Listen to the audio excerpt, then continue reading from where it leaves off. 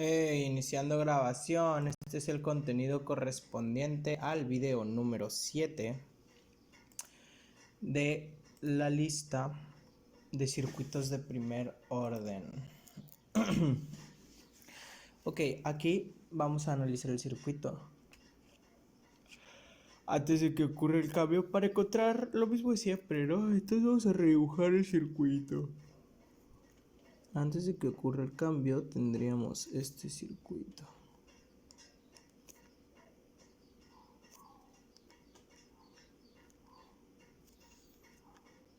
Cien, 470. Esperen. Aquí hay una versión de 470. Aquí hay 20. Podemos ver que no hay fuente de voltaje en este circuito. Por lo tanto, la corriente un instante antes es igual a 0. Y recordemos que la corriente un instante antes es igual a la corriente en 0. Entonces sí, 0 igual a 0, ¿no? Analizamos el circuito después de que ocurre el cambio. Y tenemos el siguiente circuito. Más o menos. La resistencia de 470.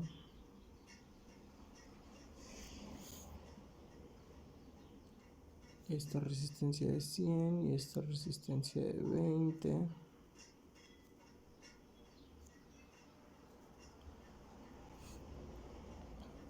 Y ahora tenemos que calcular la resistencia de Thevenin. La resistencia de Thevenin es igual al voltaje de Thevenin sobre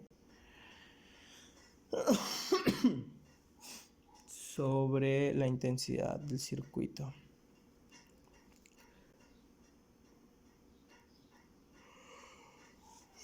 Tenemos un circuito abierto, entonces las corrientes que pasan por las resistencias de 20 a 100 son corrientes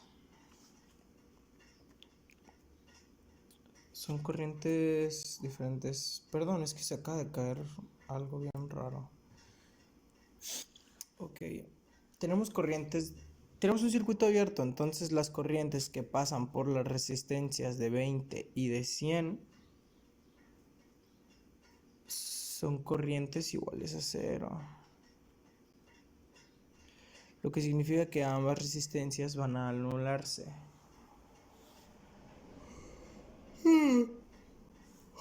Por lo que el voltaje de Thevenin entonces va a ser el mismo que la de esta resistencia, la cual está conectada en paralelo a una fuente de 36 volts.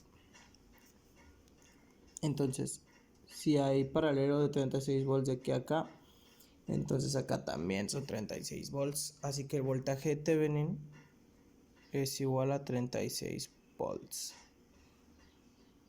Ahora, la salida en corto, vamos a poner la salida en corto morro. Dibujamos otra vez el circuito, ¿no? Más menos la fuente de poder 36 volts. La resistencia de 470. La resistencia de 100. Resistencia de 20.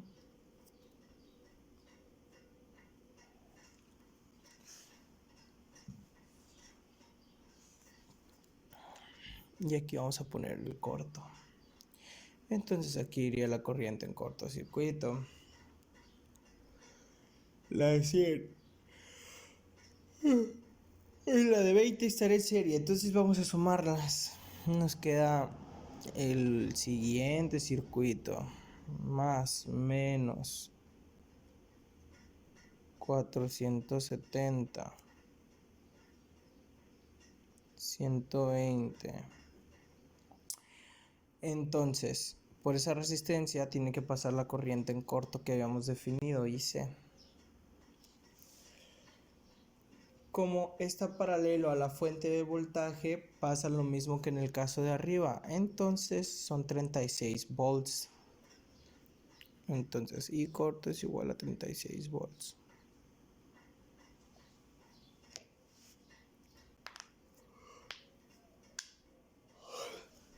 sobre la resistencia, estoy bostezando demasiado, 120 ohms, entonces 0.3 amper es la respuesta. Esto es igual a 3 miliamperes. No, ¿qué estoy haciendo? No. Entonces podemos ya calcular la resistencia de Thevenin, que es igual a 36 entre 0.3. Estoy grabando, dime que sí, por favor. Sí. Entonces, la resistencia de Thevenin es la siguiente: 120. Bien, ahora lo que podemos hacer es calcular la constante de tiempo.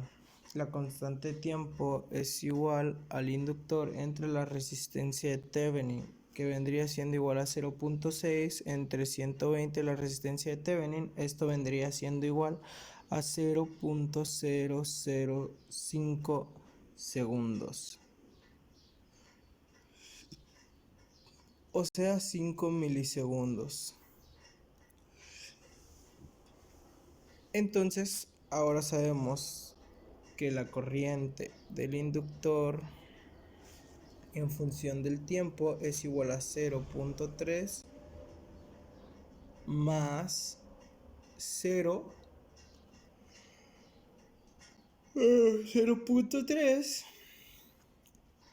por E a la menos T sobre tau, y tau son 5 milisegundos, entonces 5.005. Entonces T igual a 25 milisegundos. Para encontrar el voltaje tenemos que sacar la derivada con respecto al tiempo de esta función. Entonces, la derivada de la corriente con respecto al tiempo de la función nos va a dar igual a 0 más menos 0.3 por E menos T sobre 5 milisegundos. Todo esto por menos un quinto por 0.6. Entonces el voltaje del inductor es 36 E menos T sobre 5 milisegundos. Entonces lo que estamos buscando es para 25 milisegundos. Entonces esto nos va a dar 0.24 volts. O sea, evaluamos aquí en 25. Nice. Entonces, de